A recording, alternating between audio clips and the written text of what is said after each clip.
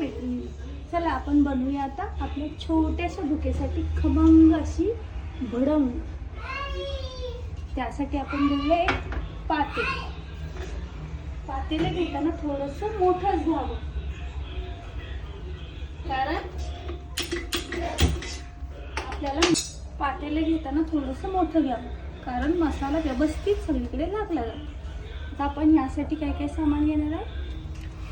1 वाटी तेल, 3 चमचे लाल तिखट, 3 चमचे धनेपूड, 3 चमचे जिरेपूड, 3 चमचे बडीशेपूड, 1 लिंबूचा रस, मीठ, साखर दळलेली, 1 वाटी शेंगदाणे, भरपूर कढीपत्ता आणि 200 ग्रॅम चिरमुरे.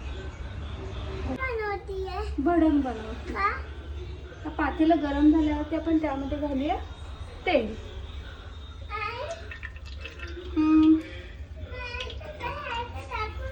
नाही तिथं थांब जरा.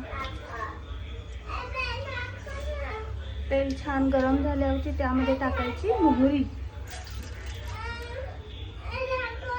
अजून तेल गरम व्हायचं. काय पिलू? तेल छान तापल्यावरती त्यामध्ये घालायची मोहरी, मग जिरे मोहरी छान तडतडल्यावरती त्यामध्ये घालायचा खूप सारा कढीपत्ता.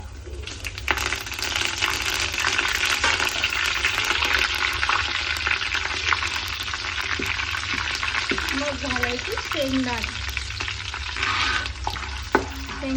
छान अशी भाजून घ्यायचे ते.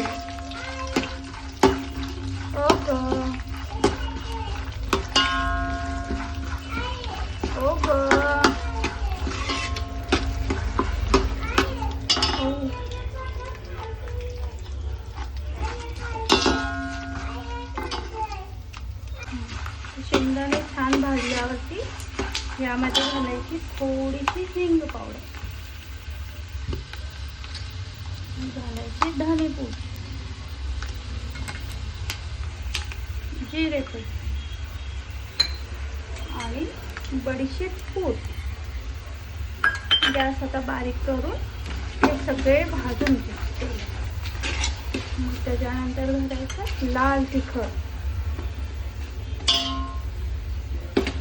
मग गॅस बंद करायचा, जेणेकरून मसाले आपले करपले जाणार नाही.